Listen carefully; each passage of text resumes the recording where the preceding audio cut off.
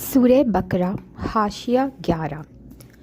بعض لوگ ایسے بھی ہیں جو کہتے ہیں ہم اللہ پر اور آخرت کے دن پر ایمان لائے ہیں، حالانکہ در حقیقت وہ مومن نہیں ہیں۔ وہ اللہ اور ایمان لانے والوں کے ساتھ دھوکہ بازی کر رہے ہیں، مگر دراصل وہ خود اپنے آپ کو ہی دھوکے میں ڈال رہے ہیں اور انہیں اس کا شعور نہیں۔ یعنی وہ اپنے آپ کو اس غلط فہمی میں مبتلا کر رہے ہیں کہ ان کی یہ منافقانہ روش ان کے لیے مفید ہوگی، حالانکہ دراصل یہ ان کو دنیا میں بھی نقصان پہنچائے گی اور آخرت میں بھی۔ دنیا میں ایک منافق چند روز کے لیے لوگوں کو دھوکہ دے سکتا ہے، مگر ہمیشہ اس کا دھوکہ نہیں چل سکتا۔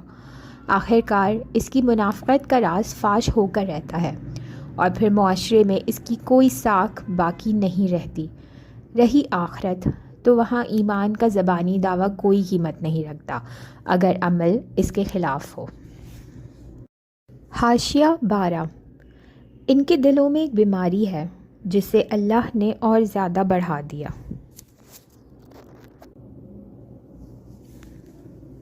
بیماری سے مراد منافقت کی بیماری ہے، اور اللہ کے نزدیک اس بیماری میں اضافہ کرنے کا مطلب یہ ہے کہ وہ منافقین کو ان کے نفاق کی سزا فوراً نہیں دیتا بلکہ انہیں ڈھیل دیتا ہے، اور اس ڈھیل کا نتیجہ یہ ہوتا ہے کہ منافق لوگ اپنی چالوں کو بظاہر کامیاب ہوتے دیکھ کر اور زیادہ مکمل منافق بنتے چلے جاتے ہیں۔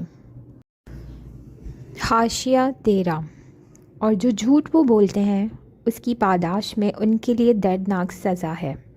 جب کبھی ان سے کہا گیا کہ زمین میں فساد برپا نہ کرو تو انہوں نے یہی کہا کہ ہم تو اصلاح کرنے والے ہیں۔ خبردار، حقیقت میں یہی لوگ مفسد ہیں، مگر انہیں شعور نہیں۔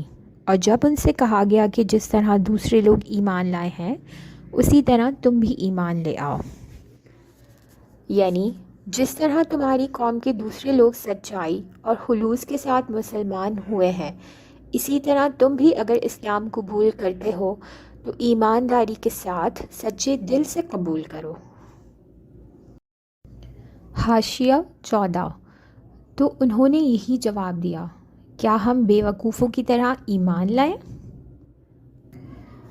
یعنی وہ اپنے نزدیک ان لوگوں کو بے وقوف سمجھتے تھے جو سچائی کے ساتھ اسلام قبول کر کے اپنے آپ کو تکلیفوں اور مشقتوں اور خطرات میں مبتلا کر رہے تھے۔ ان کی رائے میں یہ سراسر احمقانہ فعل تھا کہ محض حق اور راستے کی خاطر تمام ملک کی دشمنی مول لے لی جائے۔ ان کے خیال میں عقل مندی یہ تھی کہ آدمی حق اور باطل کی بحث میں نہ پڑے بلکہ ہر معاملے میں صرف اپنے مفاد کو دیکھے۔ حاشیہ 15۔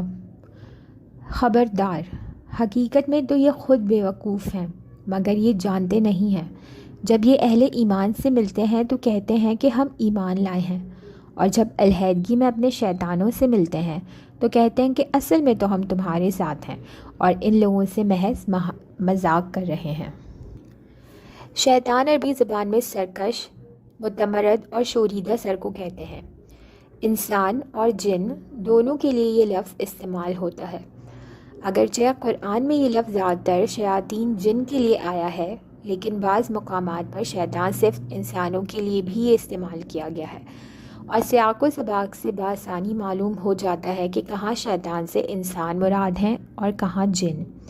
اس مقام پر شیاطین کا لفظ ان بڑے بڑے سرداروں کے لیے استعمال ہوا ہے جو اس وقت اسلام کی مخالفت میں پیش تھے۔ حاشیہ 16۔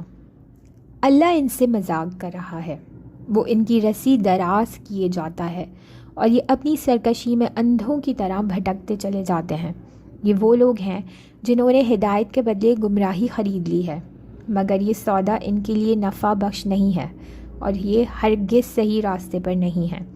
ان کی مثال ایسی ہے جیسے ایک شخص نے آگ روشن کی، اور جب اس نے سارے ماحول کو روشن کر دیا تو اللہ نے ان کا نور بصارت سلب کر لیا اور انہیں اس حال پر چھوڑ دیا کہ تاریکیوں میں انہیں کچھ نظر نہیں آتا۔ مطلب یہ ہے کہ جب ایک اللہ کے بندے نے روشنی پھیلائی اور حق کو باطل سے، صحیح کو غلط سے، راہ راست کو گمراہیوں سے چھانٹ کر بالکل نمایاں کر دیا، تو جو لوگ دیدہ بینا رکھتے تھے ان پر تو ساری حقیقتیں روشن ہو گئیں، مگر یہ منافق جو نفس پرستی میں اندھے ہو رہے تھے ان کو اسی روشنی میں کچھ نظر نہ آیا۔ اللہ نے تو بصارت سلب کر لیا کہ الفاظ سے کسی کو یہ غلط فہمی نہ ہو کہ ان کے تاریکی میں بھٹکنے کے ذمہ دار یہ خود نہیں ہیں۔ اللہ نور بصارت اسی کا سلب کرتا ہے جو خود حق کا طالب نہیں ہوتا، خود ہدایت کے بجائے گمراہی کو اپنے لیے پسند کرتا ہے، خود صداقت کا روشن چہرہ نہیں دیکھنا چاہتا۔ جب انہوں نے نور حق سے منہ پھیر کر ظلمت باطل ہی میں بھٹکنا چاہا تو اللہ نے انہیں اسی کی توفیق عطا فرما دی۔ حاشیہ 17 یہ بہرے ہیں، گونگے ہیں، اندھے ہیں، یعنی حق بات سننے کے لیے بہرے، حق گوئی کے لیے گونگے، حق بینی کے لیے اندھے ہیں۔ حاشیہ 18 یہ اب نہ پلٹیں گے، یا پھر ان کی مثال یوں سمجھو کہ آسمان سے زور کی بارش ہو رہی ہے اور اس کے ساتھ اندھیری گھٹا اور کڑک اور چمک بھی ہے۔ یہ بجلی کے کڑاکے سن کر اپنی جانوں کے خوف سے کانوں میں انگلیاں ٹھونس لیتے ہیں، اور اللہ ان منکرین حق کو ہر طرف سے گھیرے میں لیے ہوئے ہے۔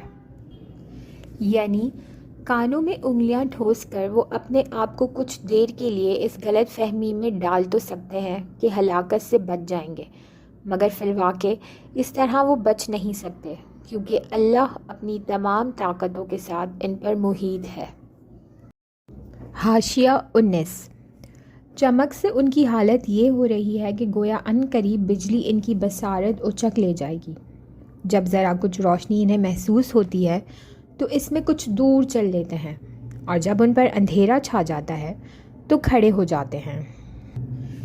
پہلی مثال ان منافقین کی تھی جو دل میں قطعی منکر تھے اور کسی غرض و مصلحت سے مسلمان بن گئے تھے، اور یہ دوسری مثال ان کی ہے جو شک اور تذبذب اور ضعف ایمان میں مبتلا تھے۔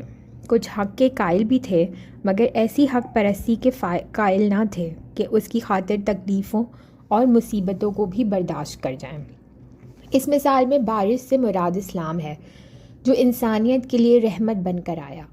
اندھیری گھٹا اور کڑک اور چمک سے مراد مشکلات اور مصائب کا وہ ہجوم اور وہ سخت مجاہدہ ہے جو تحریک اسلامی کے مقابلے میں اہل جاہلیت کی شدید مزاحمت کے سبب سے پیش آ رہا تھا۔